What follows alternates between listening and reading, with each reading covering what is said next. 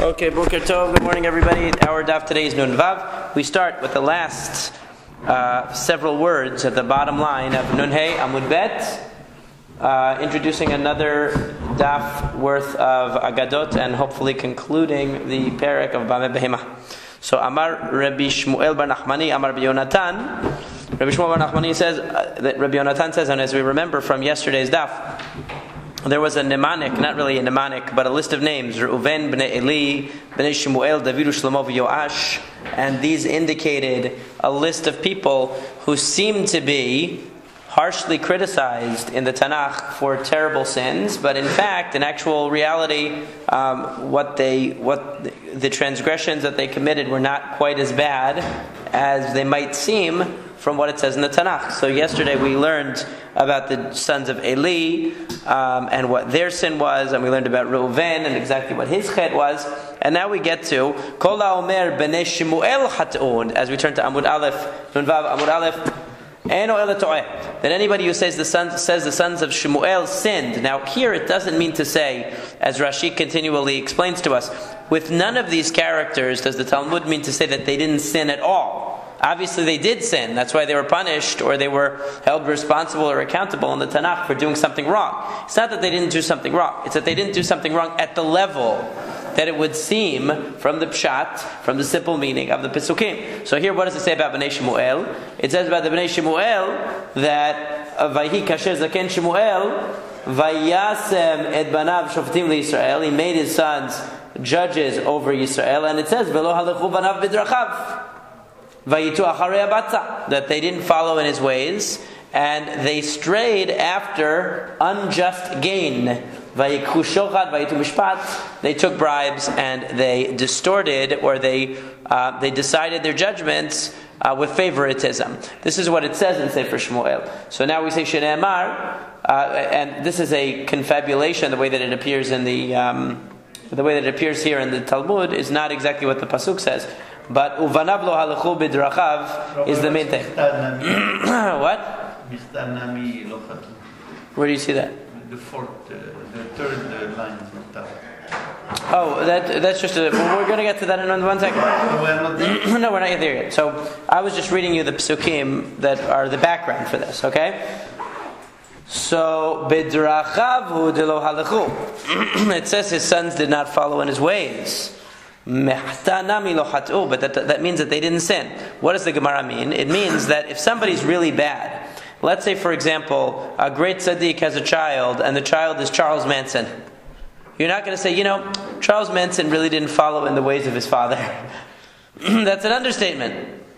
So the sons of Shmuel saying they didn't follow in the ways of their father, and they were really bribe-taking, completely corrupt judges, that's a lot less than not following in the ways of their father. That's not being like their father at all. Not following in the ways of his father is, okay, his father was a billionaire businessman, he's only a millionaire. But, not following the ways of your father, that your father was a great tzaddik and you're totally corrupt, we wouldn't say he's not following the ways of his father. So what it means is that not that they sinned on the level described. So what does it mean that they went after unjust gain? That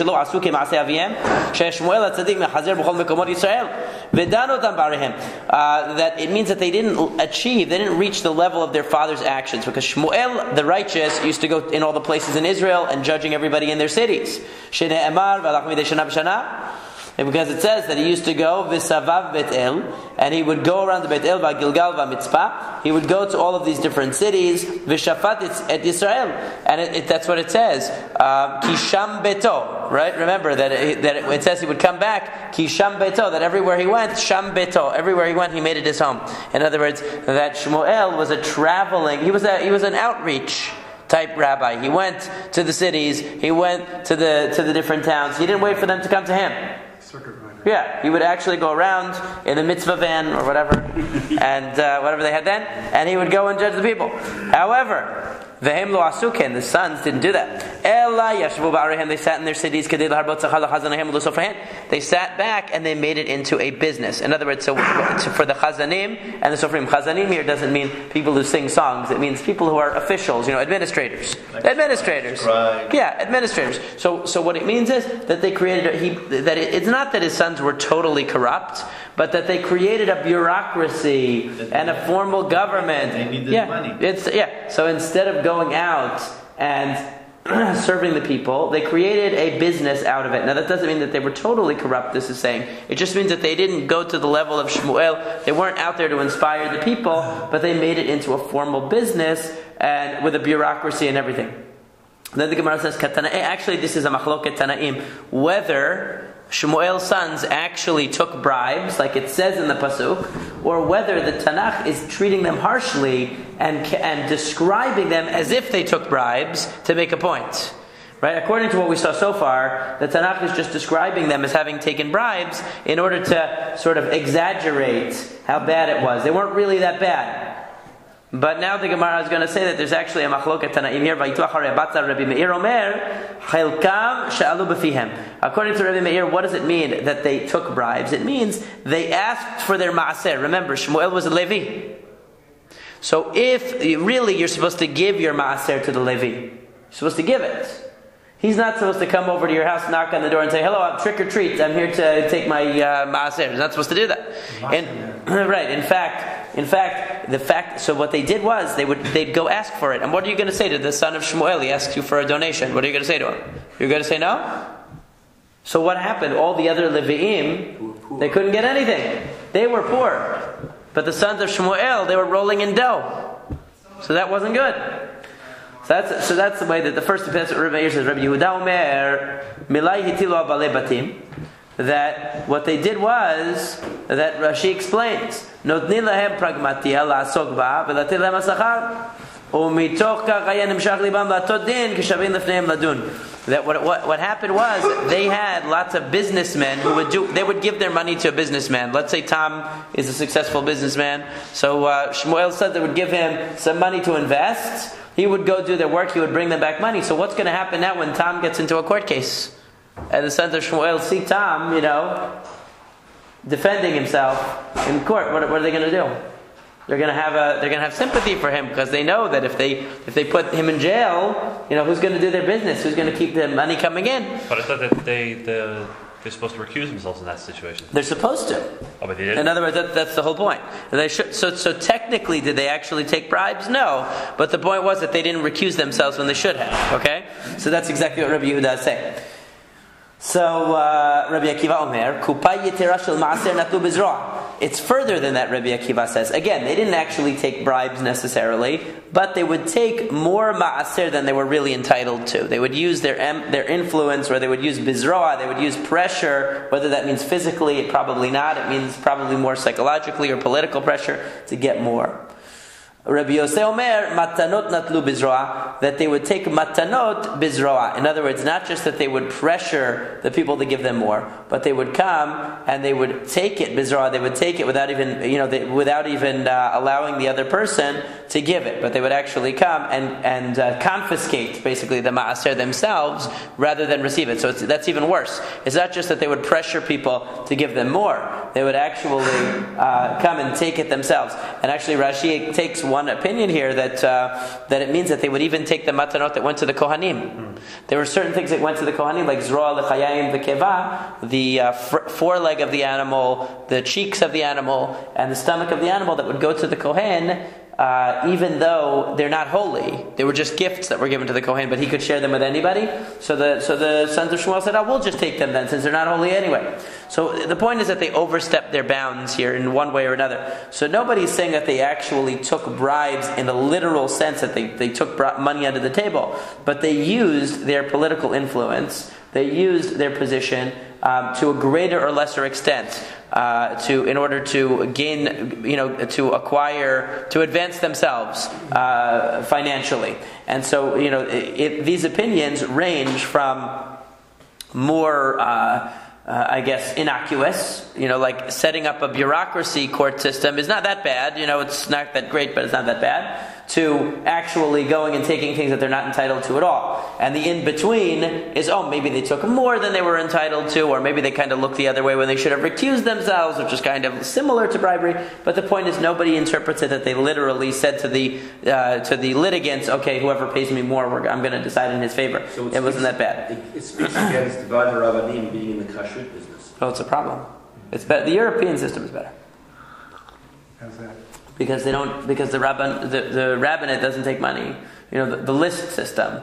Where everything is based on a list, and the rabbanut there's one national rabbanut that has responsibility for the entire country for kashrut, and there's no competition. There's no business involved. Yeah, there's no money. There's no money involved. At least not. I'm sure in the meat industry there must be money involved, but in the regular ordinary kashrut there doesn't have to be. Amar Rabbi Shmuel bar Nachmani. So Rabbi Shmuel bar Nachmani is still on the same path here, giving us various characters from Tanakh who are castigated for terrible sins and really are not as terrible as they seem. Kol ha'omer David chata. So Amar Rabbi Shmuel bar Nachmani, Amar Rabbi Yonatan again. Kol ha'omer David chata.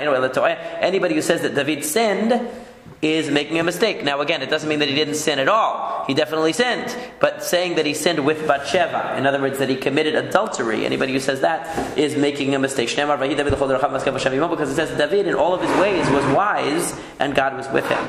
Is it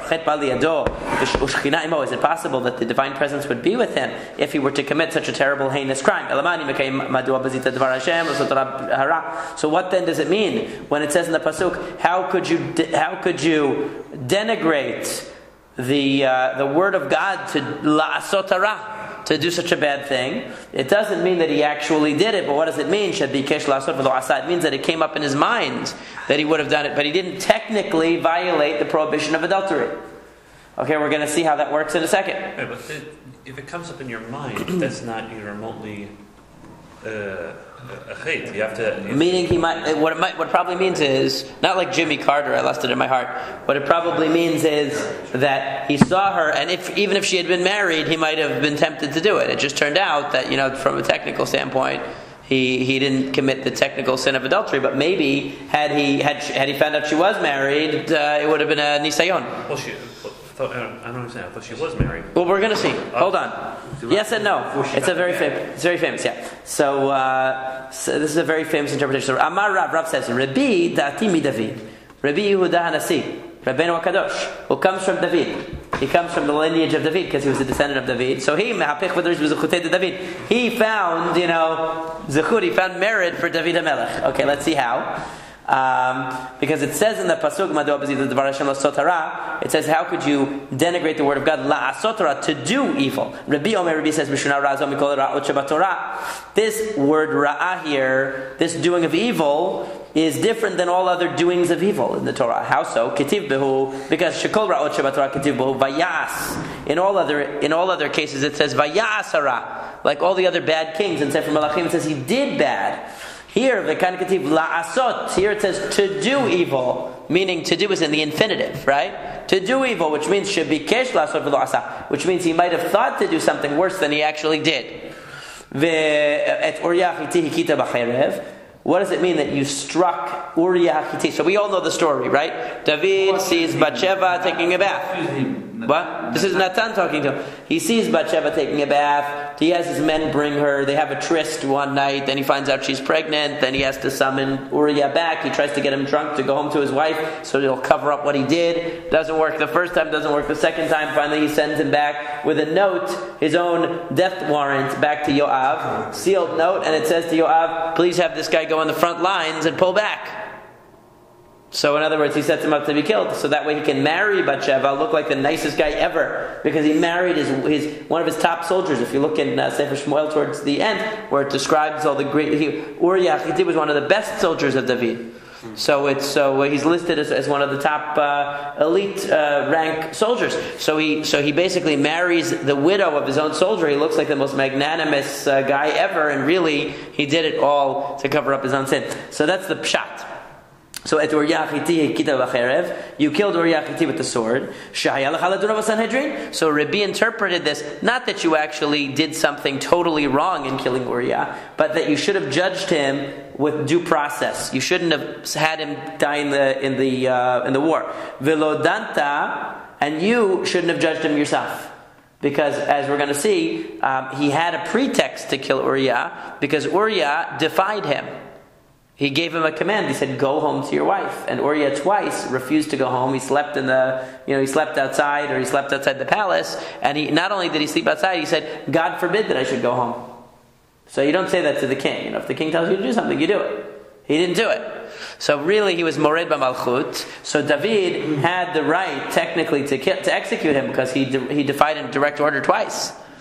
But realizing that he had a vested interest here, he should have had a proper due process here.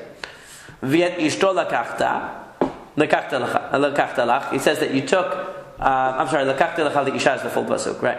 So v'et ishto lakachta lecha l'isha, you took his wife to be your wife. Likuchin yesh lecha ba, which Rabbi interprets as meaning you have a rightful kiddushin. In other words, your taking of her is legal. You legally took her. Which means that he couldn't have committed adultery, because had he committed formal, technical adultery, you cannot marry the paramour after the adultery. So what Rabbi is interpreting these psukim as, yes, judging David and criticizing David, but not as harshly as we might interpret it. It wasn't just they had sex. Wasn't that taking her? There were two different things. He had relations with her. Right. Which could be interpreted on the surface as being just flat out adultery. Then he covers up for the sin by having Uriah killed. Right.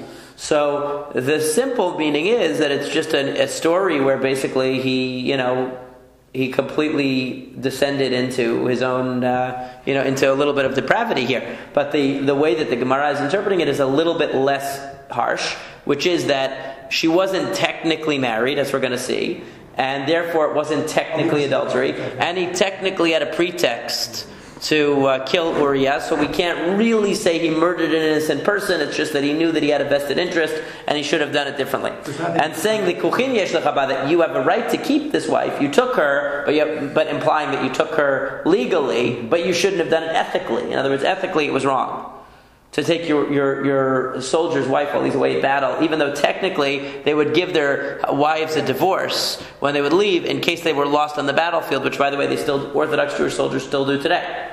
Well, if they go into combat, they give their wives a divorce. I know because I have a friend, a childhood friend of ours, who married a lieutenant in the army, went to Iraq, and when they went into, he left, the Bet Din, and he lived in Atlanta, the Bet Din was misader get for him, and he gave a get just in case he would be lost, and you don't want agunot, to prevent agunot. So technically she was single during that time, but ethically she's not single.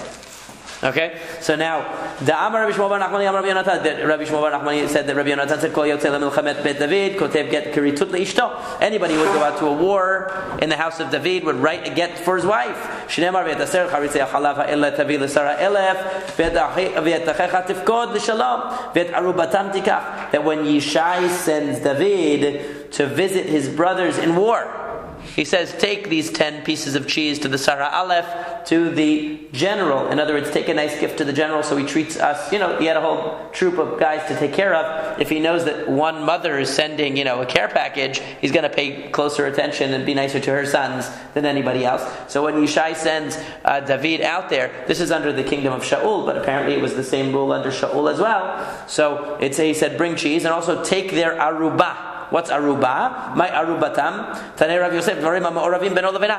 He meant make sure you get a get from them for each of their wives. So David was told to bring back their get for their gitin for their wives. So we see that this was a common practice that they would divorce their wives. So technically, Bathsheba wasn't married. And Natan further says to David, you killed Uriah with the sword of Bnei Ammon. Meaning, you didn't physically kill him, but you allowed him to be killed in the war. So, Rabbeinu HaKadosh, again a descendant of David, interprets this charitably, that why does it say you killed him with the sword of Bnei Ammon? Just like you're not held responsible for the other bad things that the Bnei Ammon did with their sword, you're not fully responsible for this. Now, can we interpret it that he's totally not responsible at all? Of course not. We see the terrible punishments that he had. The rest of his life, he had to be on the run. 2 of his sons rebelled against him. One of his sons raped his daughter. So he had lots of tzarot all because of this. So to say he was totally innocent obviously is absurd. But what it's saying is we have mitigating factors. He wasn't as bad as it seems. The Tanakh describes things in ethical terms, not in halachic terms. So ethically he was very wrong, and that's why he was punished. Halachically, technically, maybe it wasn't as bad. My ta'ama, what's the reason? Mored b'malchut. He was a mored b'malchut. He was a rebel against the king. Now, both on the simple level, because he didn't follow the directions of David, but also because, we're going to see,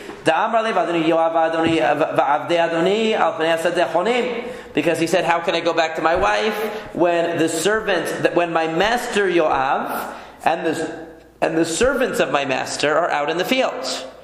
Meaning, how you called me back from battle to give you a report, but how can I go back to my wife when I know that my fellow soldiers and my master Yoav, the general, are out in the field in battle?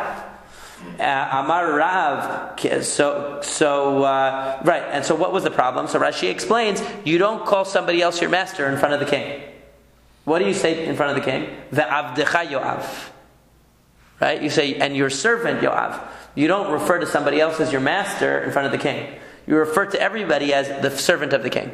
So the proper language would have been that your servant Yoav and all of the other servants of the king are at battle, not my master Yoav. Because saying my master Yoav is saying you're not my master to the king. Amar Rav says, that when you look into David, the only sin you really find that he did was with Uriah. That's the only sin that he ever did. So what we see from here is that obviously he did things wrong, just that it wasn't as bad as it seemed. Abaye Kashisha, the older Abaye said, Arameh Dirav Adirav. He showed a contradiction between Rav and Rav. Right, and incidentally, Tosafot, unlike Rashi, says that the rebellion, the merit of Uriah was that he refused to follow orders. Rashi is the one that says that it's because he called Yoav my master. Just FYI. So he showed a contradiction between two statements of Rav here. What are they? Because Mi Amar Rav Hachi, did Rav really say that the only sin that David ever did was the sin that Uriah, with Uriah? Is that really true? Rav said, Kibel David Lashon Hara. That David accepted Lashon Hara. As we're going to see Kashya, that's a difficulty, that how could Rav say that David's only sin was with Uriah, and then Rav himself said that David did another sin, which was he accepted Lashon Hara. But anyway, so Kashya, we don't know the answer to how come Rav forgot that there was another sin that David did. But now we're going to get to the story. Gufa, we'll go back to the basics. Rav Amar Kibel David Lashon Hara. So let me just give you a recap of Shmuel Bet so that you remember the story. The story was as follows. David, at the very beginning of his kingdom, took responsibility for a young man by the name of Mephibosheth. Mephibosheth was the son of Yonatan. Yonatan was the son of Shaul. Yonatan and David were very, very good friends. Mephibosheth was lame. He couldn't walk on his own. So he actually had a person, an attendant, who took care of him named Tziva. Tziva was his attendant at home. And Mephibosheth, again, was dropped as a baby, actually. So because he was dropped as a baby, he was never able to walk. And he had this attendant, Tziva, who would take care of him. Now, Tziva was charged by David with taking care of him and with ensuring that, his household was attended to. Now, when David comes back from the rebellion with Absalom, or rather, when David is on the run from Absalom, I should say. When David was on the run from Absalom, Tziva comes and joins him. And Tziva says, I want to tell you that my master, Mephibosheth, that you've been taking care of, has said, now my time has come. David is out of the picture, and I'm going to regain the kingdom. So after all you did for him, David set up all kinds of things for him, provided for him, told him he could eat at his table every day. He did everything for him. And yet, when the time came that he was in trouble, Mephibosheth, instead of helping him, decided, now I'm going to be the king. David is out. It's my opportunity to shine. So Tziva comes, and David says to Tziva at the time, everything that I gave to Mephibosheth, I give to you. To the servants. But then when David comes back from the rebellion with Avshalom, Mephibosheth comes out. And Mephibosheth says, my servant Tziva took advantage of me. I told him, get my horse ready, I want to go out to join David, and he went himself and he left me here, and I can't walk. So, and look, I haven't shaved since you left, I haven't bathed since you left, I've been mourning, I've been sad. Tziva said, no, that's not the reason why. The reason is because you were waiting to get your kingly haircut, because you wanted to be the king, Whatever, they argued. So David said, you know what? Mephibosheth and Tziva will split everything, because I don't know who's telling me the truth. I don't know who's telling me the truth. Okay, so that's the basic story. So with that background now, we'll read. So now the Gemara is talking first about the first meeting between Tziva and David, when David is looking for Mephibosheth for the very first time, to set him up with the sweet deal that he's going to provide him with. Dichtiv, Vayomer lo HaMelech, as he said to Tziva, Efohu, where is Mephibosheth? Vayomer Tziva LaMelech, Hineu bet Machir ben Amiel, Belo Davar. The first time he says to him, he's in the house of Machir ben Amiel in Lo Davar, which the Midrash interprets to mean that he was dissing him, basically. Tziva was saying to David, Belo Davar, he's a nobody. Mephibosheth is a Lo Davar, he doesn't know any Torah, he's not significant, you shouldn't bother with him. However, Uchtiv, Vayishlach HaMelech Vayikachayim Mibeit Machir ben Amiel, Milo Davar. That David went and took him from the house of Machir ben Amiel. Milo Davar means from Lo Davar, literally. But he found him Maleh Davar. He found him full of Torah. So he found out that Tziva was lying. In other words, he found out that actually Mephibosheth was really good, and that's why he took him into his home and he took care of him. This is the first time that they meet. Because David was looking for a remnant of Yonatan that he could take care of to fulfill his promise to Yonatan that he would take care of his family. So the point is that he was told by Tziva that this Mephibosheth is not worth it. Don't bring him. He's nothing. He's Lo Davar. He's a waste of time. When he met him, he realized no, he's somebody. So Michtiv. Let's wait a second. Chazia de Shakarahu. He saw that Tziva was a liar. So why when Tziva comes out to David later, it's funny because the Gemara doesn't tell you the story, it assumes you know the story. When Tziva comes out to David later, right, and he tells him, Mephibosheth was hoping he's going to be able to take over now and you're gone and he's happy that you're gone. Why does David reward him with everything? He shouldn't have trusted him.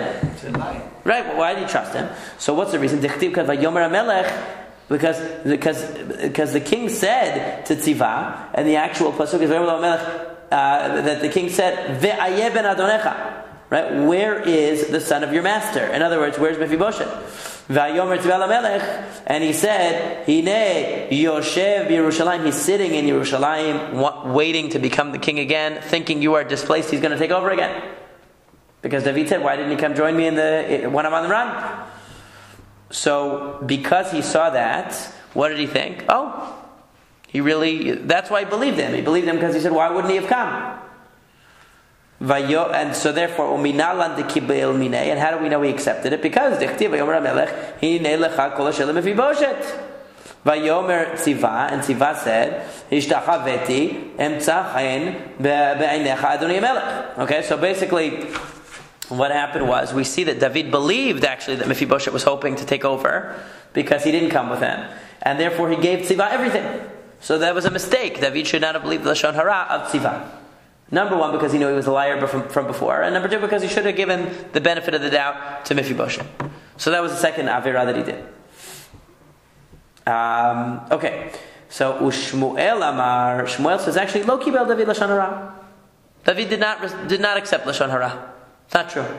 Meaning, what does he mean? He means that he had a legitimate reason for believing the report of Tziva. We don't criticize him here. Why?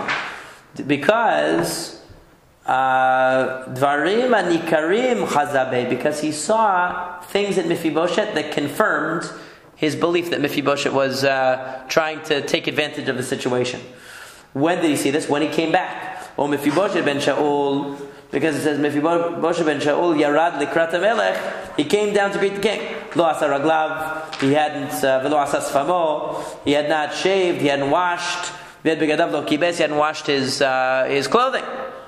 Uchtiv, and it says Vayihi ki ba Yerushalayim Likrat HaMelech Vayomer lo HaMelech Lama lo alachta imi Mephibosheth. So when he rejoins him, he says, why didn't you come with me the first time, Mephibosheth? Now that I'm back, you're coming out to greet me, but where were you all this time? He said, my master the king, my servant tricked me. Because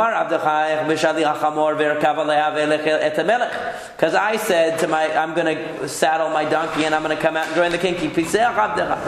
Because I'm lame, I can't walk myself, so I asked my servant to do it. So keep piseach abdecha. Vayiragel be'abdecha el Adoni HaMelech. V'Adoni HaMelech kemalach Elohim v'aseh atov beinecha. So he says to him that he said lashon hara about me. Vayiragel be'abdecha el Adoni HaMelech. And my master the king is like an angel of God. Do whatever's right in your eyes. In other words, you have to judge yourself. Where did David see something bad in Mephibosheth? Not yet. So far Mephibosheth seems like, he's telling the truth. Vayomer lo HaMelech, the king said, Lama tidaber od dvarecha, why do you have to say anything more? Amarti ata v'tziva tachliku et hasadeh. I say, you and Tziva should split it in half. Split everything in half. Because I don't know. Vayomer Mephibosheth el HaMelech, gam et hakol yikach. Let him take everything. If you watch it, let him take everything. Now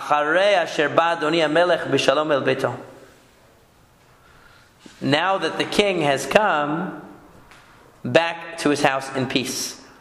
So what does it mean? So you would read this. The simple reader will read this and say, "Wow, he really loved the king so much. He gave up everything." In other words, now he's feeling guilty. Now he should feel right. Maybe. Right, so there are two ways you can read it. Right, there are two ways you can read it. Exactly. So one way of reading it is the very charitable way. That, wow, he really did miss David so much that he said to accept half is to say that I'm not legit. You know what? Let him take everything because I'm just so happy that you're back. And he's genuine in saying that. The other possibility is that he's so angry that he's saying, you know what? If that's how you're going to treat me, you keep it. I don't want it. I don't want anything you gave me.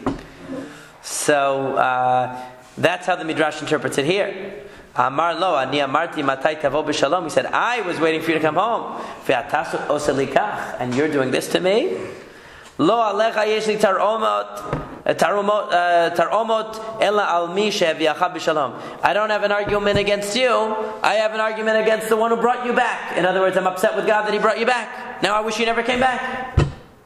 In other words, he saw that he had a little bit of negative feelings. So whether he was telling the truth or not about how he described the scenario, the fact is that he saw he didn't have such great character. Because when it came to this situation, he showed that, you know what? I wish you hadn't come back at all. He was upset about it. And that's why David was justified in believing or in suspecting that he might be less pristine in his character than he once believed. And that's what it means in the pasuk. Ben Yonatan Meriv Baal, and that's why it describes the son of Yonatan as Meriv Baal in Divrei Yamim. He doesn't call him Mephibosheth, but the one who fights the Baal, Meriv Baal. V'chi Meriv Baal Shemo, was he called Meriv Baal? Havalo Mephibosheth Shemo, his name was Mephibosheth. El mitoch shasam Meriva in Baalav. But since he fought with his master, in other words, he fought with David, he was really upset how David treated him. Yatzah bat kol v'amralo, Natzah bar Natzah. You're a fighter, the son of a fighter. Natzah had Amran. You're fighting, like we said. Bar Natzah, how did your father fight? Tichtiv, vayavo Shaul at Ir Amalek, vayarav benacha. Because your grandfather Shaul also fought. Where did he fight? And Amalek, against Amalek. Amar Rabbi says, Amar Rabbi Mani said, Al Iskei Nachal. He fought regarding Iskei Nachal, regarding matters of a Nachal. And there's because it says he fought Banachal, he fought in the valley.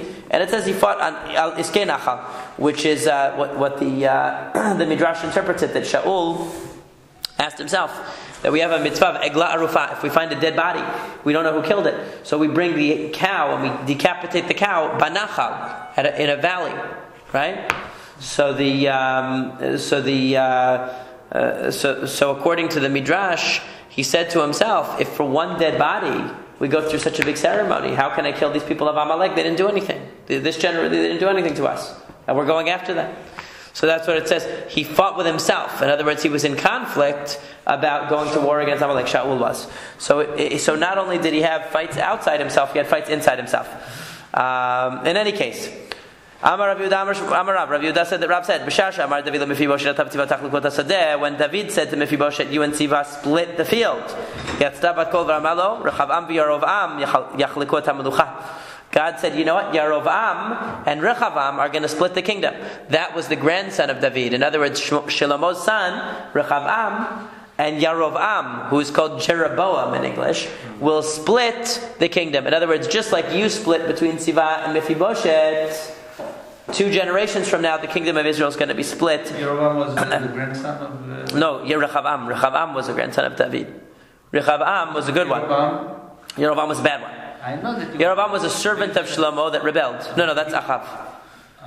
But he came from where? Yeroboam? He's a regular from... He was not the grandson? No, he wasn't part of the Melucha. He was just a worker. It's Yeroboam ben Nebat. Yeah, ben Nebat. Rav Yehuda said that Rav said, Il malay lo kibal David lashon hara lo nechleka malchut beit David v'lo avdu Yisrael avodah zara v'lo galinu me'artzenu. If David had not accepted lashon hara, the malchut would not have been split. The Jews would not have worshipped idolatry, and we wouldn't have been exiled from our land. In other words, there's a basic, very fundamental machloket here. Was David correct in believing the bad report about Mephibosheth? Because Mephibosheth showed that his character was not as fine as we might give him credit for otherwise. Or was David wrong to accept Tziva's report? And he should have given Mephibosheth the benefit of the doubt that he was really telling the truth. And he shouldn't have had them split it. He should have given it back to Mephibosheth when he realized he made a mistake, and he should have punished Tziva. So one interpretation is that David was right to accept the report. He was justified in accepting it, and he was right to take it away from Mephibosheth. And the other side says, no, he shouldn't have accepted the Lashon Hara against Mephibosheth. And actually, the fact that he accepted the Lashon Hara, and he actually divided, even after he heard the story of Mephibosheth, which is a credible story, he divided the property between the two of them. Therefore, his kingdom was divided as well. And I think that what you might take that to mean that his leadership was lacking. In other words, because he wasn't able to take a definitive stance. He didn't get to the bottom of things. In other words, he didn't really flesh out the case. He should have investigated further. He should have tried to determine it. Instead, he threw up his hands. What does it mean to divide the property? It means I have no way of knowing. Instead of really trying to determine it, instead of really trying to see it through.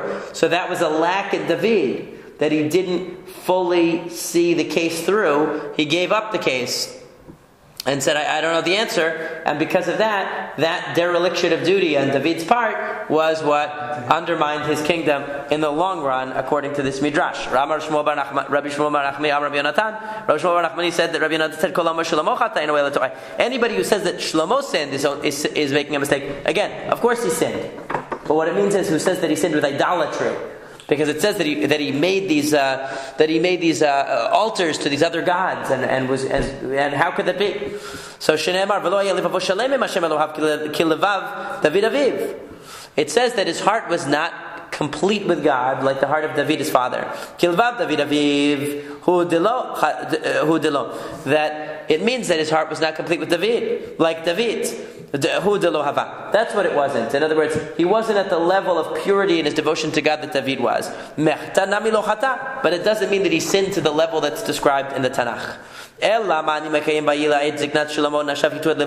So what then does it mean in the Pasuk when it says that when Shlomo got old, his wives turned his heart aside from God? Hahi ke Rabbi Natan. That's like what Rabbi Natan explains. That Rabbi Natan Rami, because Rabbi Natan showed a contradiction. Because in one verse it says that when Shlomo got old, his wives turned his heart away from God. But it says Kilvav David Aviv, that he wasn't like the heart of David his father. So which one was it? Saying that you're short of the ideal of your father is different than saying that you turned away from God. That's two totally different things. If somebody has a very pious father and the son is not religious at all, we don't say he didn't live up to his father's example. We say he went in the other direction. So which one is it? Did he go in the other direction, or did he just fall short of David's level of perfection?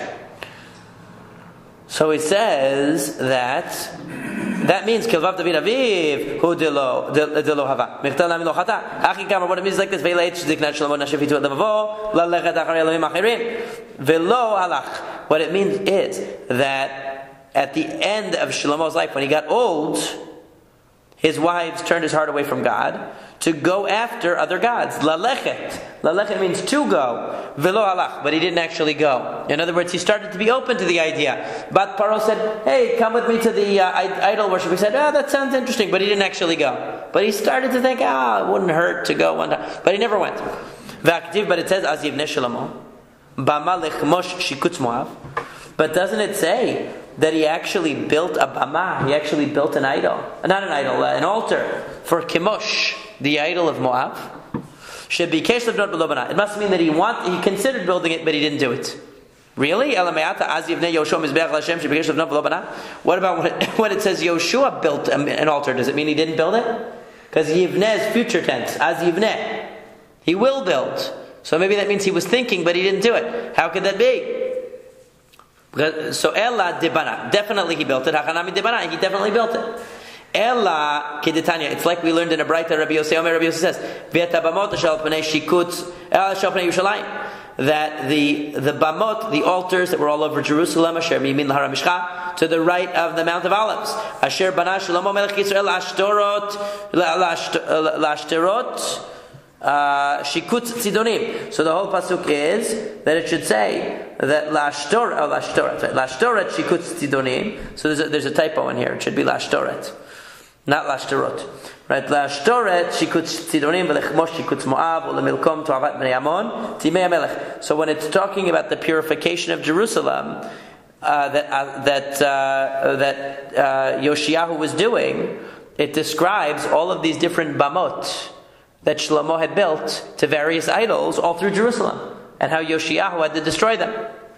Is it possible? We had many good kings of Yehuda. We had Asa, we had Jehoshaphat. They didn't destroy these altars to idols? And it took waiting for Yoshiyahu to get rid of them? I mean, why didn't Yehoshaphat get rid of idol altars? Why didn't Asa do it? All idolatry in the land of Israel, Yehoshaphat and Asa got rid of it. Rather, we have to make an analogy from the later kings to the earlier kings. That just like the later kings, it's not that Yoshiyahu actually destroyed those altars that were built by Shlomo. They were destroyed before. But since Yoshiyahu had such a sweeping campaign of getting rid of idolatry, and his sweeping campaign was more sweeping than any of the previous kings, we give him credit even for what they did. Like we would say, this mayor really cleaned up the streets in the city. It could be that the previous mayor did certain things to help towards that, and the mayor before that did certain other things to help towards that. But because this mayor did a huge sweeping effort, we almost give him credit for the whole thing. So in the same way, because Yoshiyahu did such a sweeping cleansing of idolatry, so therefore we give him credit even for things that the previous kings did. So too, Shlomo, by allowing his wives, it's not that he actually went and built those altars, but by permitting it, in other words, by weakening his resistance to it, it's like he built it. We call it. It's not that he tolerated it. Basically, by tolerating it, he built it. V'aketiv, but it says in the pasuk, "Vayas Shlomo hara b'nei Hashem." It says that he did the evil in the eyes of God. That means he did something.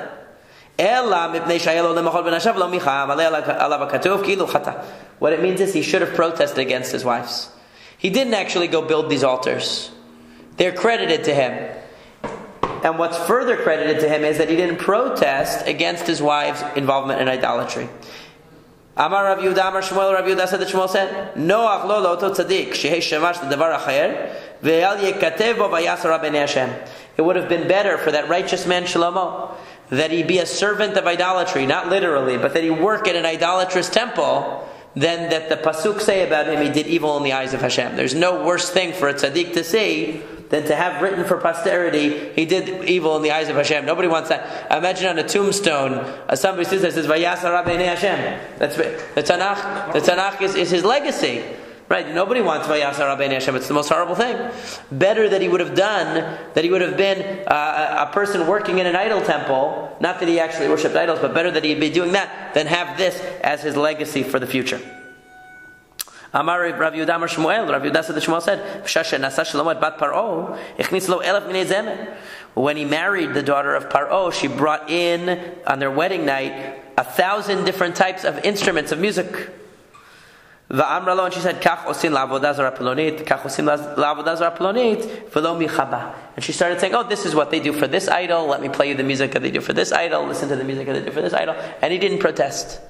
In other words, marrying those wives softened him up. He wasn't going to go worship idols. He knew that it was stupid to worship idols. But he allowed it. He tolerated. Oh, he's multicultural. Like today, everything's multicultural. So the rabbi goes into the church and because we have to be multicultural. We have to accept. We have to tolerate. Oh, show me how you worship your idols. Oh, that's so interesting. We have to be open to everything and say how interesting it is. We have to. So that's what Shlomo did. And you have to think about it. Basically, he married all these wives from all of these other kingdoms. So what does he create? Each house, the houses of these different wives are like embassies almost.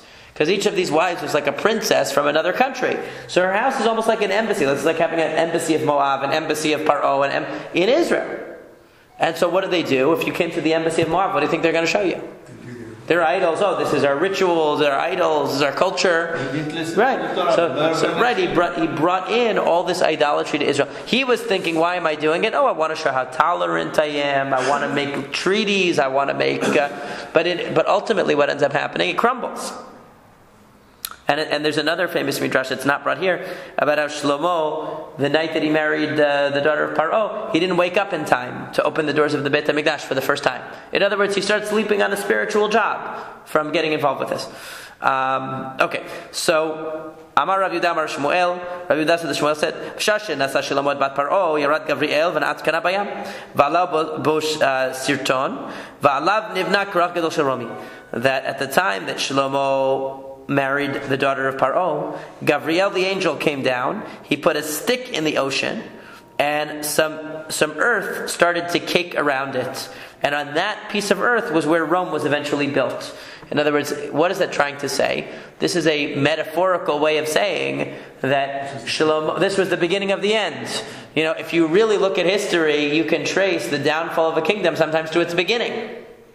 Like if you read Machiavelli or whatever, the Prince of Machiavelli, he'll talk about how certain kingdoms, from the very beginning, they made mistakes that at the time they didn't seem like anything. They were insignificant. But you trace them 100 years later and the kingdom falls apart. So the same thing, by Shlomo marrying Bat Paro, compromising the purity of the Jewish people and their religion, was setting the stage for the future ascendancy of Rome and destruction of the Beit HaMikdash, basically. We don't think of it that way. It's hard to look at it that way. But ultimately, the seeds were planted all the way back then. We learned in the Tosefta, בבית אל, אחד בבית אל ואחד בדן, נבנה צריף אחד, וזהו איטליה של יוון.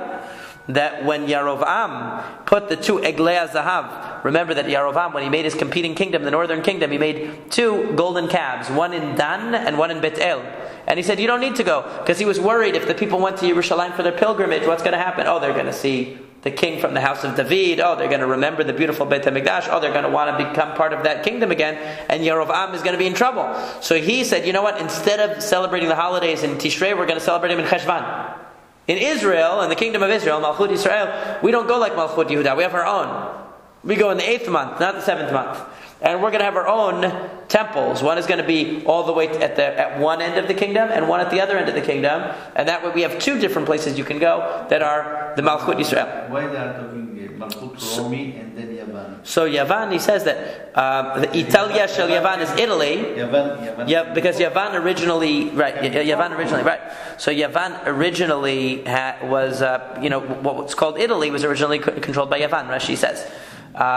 So the idea was that these cultures of Rome and Greece were the cultures that did the most to try to tear down Judaism. Yeah. To tear down Judaism. Not just to fight with us over land or to fight with us over politics like Canaanim and Plishtim. They just wanted land. These were fighting with us over spiritual matters and religion and philosophy. And so therefore, just like Shlomo, by compromising, by marrying Bat Paro, he gave an opportunity for Rome to rise up. So to Yerovam, who also was a tzaddik in the beginning. The rabbis say Yerovam was a great tzaddik, was a huge Talmid Chacham. God says, Achia Shiloni says to Yarovam, if you follow the path of God, you will have an amazing, wonderful kingdom. In other words, that meant that Yarovam must have been good, because why would Hashem choose him if he wasn't good? He was good. But he became corrupt because he didn't want to lose his power, so he brought the idolatry to keep the people loyal to him. But the point was, once he did that, he gave Greece an opportunity to rise up. Meaning, whenever the Jews compromised their religious principles, they opened the door for these other kingdoms to rise up. So, Rabbi Shmuel bar Nachmani, Rabbi Yonatan. Rabbi Shmuel bar Nachmani said that Rabbi Yonatan said, "Kol Omer Yoshiyahu chata, enu ela to'eh." Anybody who says Yoshiyahu was a sinner is making a mistake. How so? Because it says that Yoshiyahu did what was right in the eyes of God, and he went in the way of David his father. Okay, this is King Josiah, Yoshiyahu. Well, if Yoshiyahu never sinned, why does it say that Yoshiyahu returned to God? Shav el Hashem. So the answer is Shekol Dayan Shedan mi ben Shmona ad Shmona Esrei Hechziran Lan. That it should be Shekol Din Shedan. That every din that he judged, in other words, he became the king when he was 8 years old. Okay? So any judgment that he judged from 8 years old till 18, once he came of age, he returned the money to the litigants. Because he said, my judgment from 8 to 18 years old is not reliable. So even though I was the king, so I had to make a ruling, I don't know if I was reliable. So he went and he revisited all those cases and he paid the people back out of his own pocket to make sure they didn't make a mistake. So let's say he told Reuven to give money to Shimon. So he went back and gave Reuven the money back again out of his own pocket just to be sure that he didn't make any mistake. So that's what it says. Shema Tomar Natal Misem Natan Lazem. Maybe you'll say he retracted the judgment, that he went to Shimon and made him give it back to Reuven. That's not true, because maybe Shimon really deserved it. In other words, he made a decision that Reuven should give the money to Shimon. He could be right, could be wrong. If he's right, then he can't take the money back from Shimon, and if he's wrong, he has to give money. So either way, he doesn't know. So what did he do? He served God with all of his might, which means he gave them from his pocket to make sure that he hadn't made a mistake. And this is an argument with Rav. And by the way, this is brought in the Shulchan Aruch that a person should not be a dayan until they're 18 years old, based on this Gemara. That a person can't get smicha until they're at least 18, even if a person is a Talmid Chacham. Muflag, some remarkable Talmid Chacham, and he's over bar mitzvah, he can't get tzibichan until he's 18. From this. So upligad Rav, this is an argument with Rav. The Amar Rav, because Rav said, "Ein lecha gadol bebalei teshuvah yoter Yoshiyahu bedoro v'yachad bedoreno." That there's nobody who's a greater Baal Teshuvah than Yoshiyahu, meaning that Yoshiyahu really wasn't good in the beginning until he came back with Teshuvah. That in his early years he was not following the path of God, and it wasn't until later that he returned. So this is a machloket. Was Yoshiyahu always good, or did he become good later? Umanu, and who is the one in our generation who's so good? Abba avod Rabbi Yirmiyah bar Abba. It's Abba, the father of Rabbi Yirmiyah bar Abba. Okay? Now we don't know exactly what he did that was so bad, but apparently he wasn't religious and he came back. Some say Acha Achwad Abba Avod Rabbi Yirmiyah bar Abba. Some say that it was Acha, that it was the brother of Abba, the father of Rabbi Yirmiyah bar Abba. The Amar Mar, because the master said Rabbi Abba v'Acha Achehavu, because there were two brothers, Abba and Acha. One of them was a big Baal Teshuvah. Amar Rav Yosef says, there's another one in our generation, Umanu, Ukban bar Nechemya, Resh Galuta, Ukman bar Nechemya, the head of the exile. Apparently he was a bad guy. He became a Baal Teshuvah. V'hainu, and that's the same as Natan de Tzutzita, Natan of Tzutzita. Amar Rav Yosef said, Hava yativna b'pirka v'hava kam b'nemnem. I was sitting in a shiur and I started to doze off, and I saw in my dream that a hand came and accepted the teshuvah of Natan of Tzutzita. What's Natan of Tzutzita? Why is he called that? So there are two different opinions here. One is that the fiery hand that received his teshuvah, or that the hand that came to receive him, the angel that came to receive him, grabbed him by the locks of his hair, his tzutzita, like tzitzit. Okay, there's some descriptions in other sources of what exactly the sin was that he might have committed, that he had to do teshuvah for, some kind of sexual improprieties or some kind of other activities that he did, or lifestyle that he had to be corrected. Actually, on the bottom here in Ma'i Gemara, it brings a Rashi from Masekhet Sanhedrin that says Matzadi b'Sefer Haggadah sheyamar ukva, that this person was a Baal Teshuvah, this ukva nabar Nehemiah. Okay, which is Natan de Tzutzita. So what happened? That he fell in love with a certain woman, and she was a married woman. And at some point, she needed something from him. She needed money. They became poor, and he said, "I'll only give you the money if you will have an affair with me." And originally she agreed, and then he said, "No, I'm not going to do it."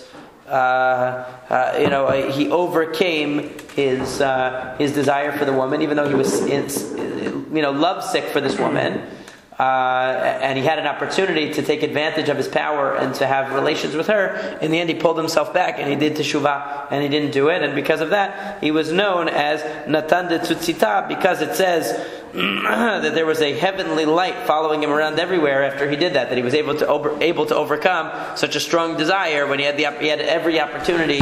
The door was open for him to fulfill his desire, and he was able to overcome it. So he was a true Baal Teshuvah. And we say Hadran Alach Bama Behema, Hadran Alach B'Mehema, Hadran Alach B'Mehema. We finished the 5th parak, and Bezrat Hashem we'll start the 6th parak tomorrow.